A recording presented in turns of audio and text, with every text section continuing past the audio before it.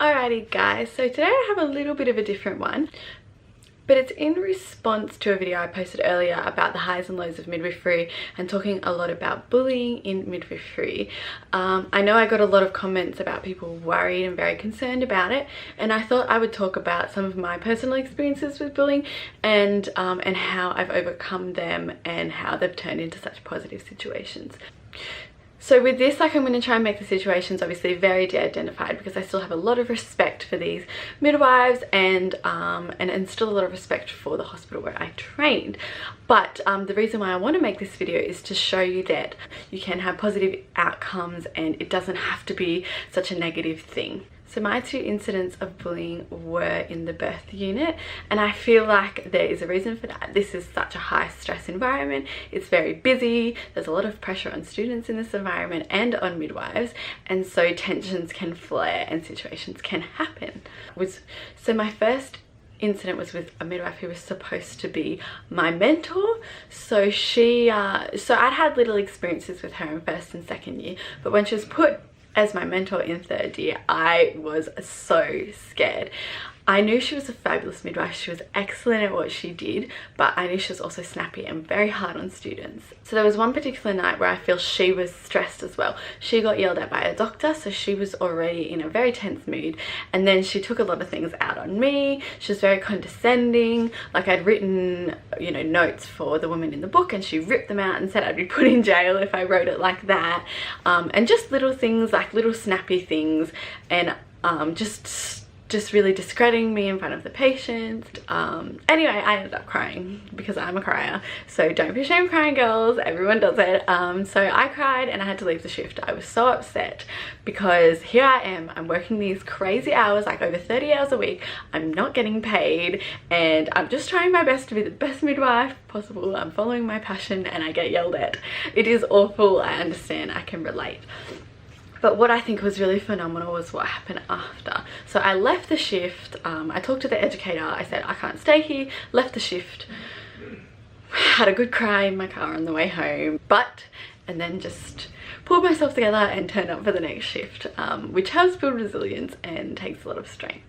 Anyway, so the midwife had obviously known that I had left because I was upset, so the next day she asked to speak to me, and at first she came across with, why did you leave, you need to stay up with your problems, and I started getting upset again. And then I think she saw the impact of her actions, and she apologized, and she started to say, I was bullied so much during my training, and now I've realized that I've become the bully, and I am so sorry.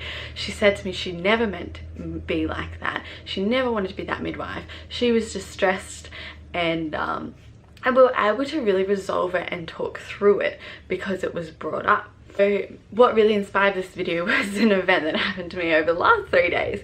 So I'm in third year now, I'm doing a lot of the work, I'm doing a lot of case management, so I am under a lot of pressure.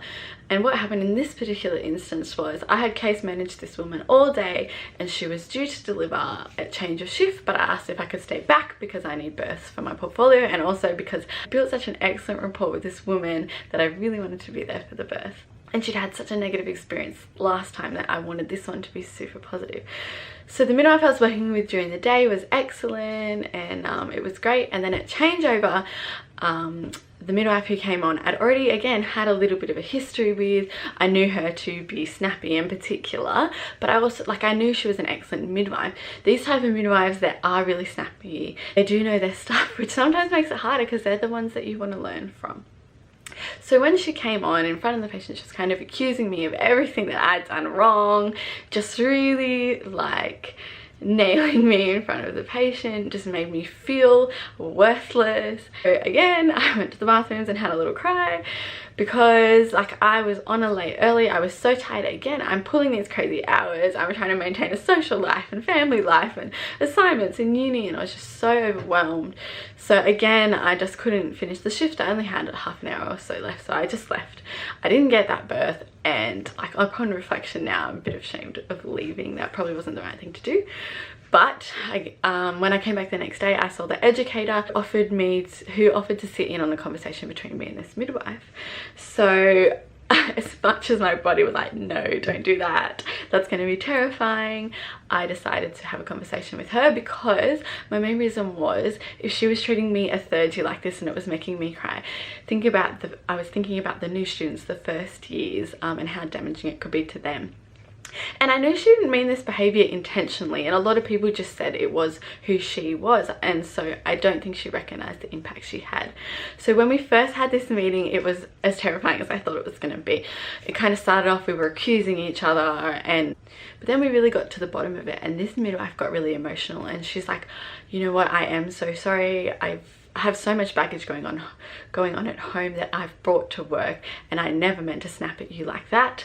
I realized, like, and she even said, I have a daughter your age, and if someone treated my daughter like I treated you, I would be disgusted. We were really able to have this heart-to-heart conversation. She says, like, everyone, like the student midwives, they get all these mentors, but like, who's there for the midwives? And that really made me have a realization that I need to support the midwife just as much as they support me. But essentially the moral of the story is that confront these midwives. Do it in obviously a professional way, try and have an educator there, but confront them, because often it's a miscommunication. It's just not understanding how we're making each other feel. And now I know these two midwives that I've had these experiences with are going to go on to be better with students and not kind of treat people poorly. So yeah, if there's anything you can take from this, please, please, please confront those midwives that have not treated you well, because they probably just don't realize they're doing it and what impact they're having. But if you have any questions or want any advice about this, just leave a comment below and I will reply to you. Thanks again for watching, and any video suggestions, just leave below and I will make them.